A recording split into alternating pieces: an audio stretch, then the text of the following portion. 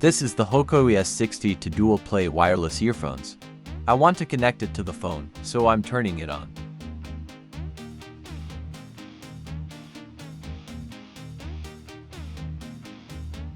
But the Hoco ES62 device is not showing up on the phone. If the Hoco ES62 does not show up on the phone, let's see how to fix it. First, make sure the neckband has enough charge. If the neckband does not have enough charge, charge it for 20 minutes.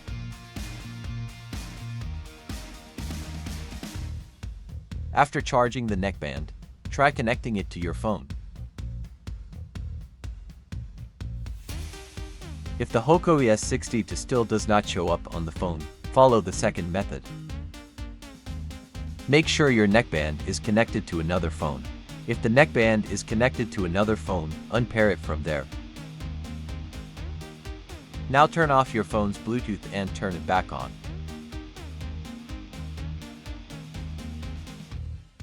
The Hoco ES62 device is now visible on the phone. Now connect it.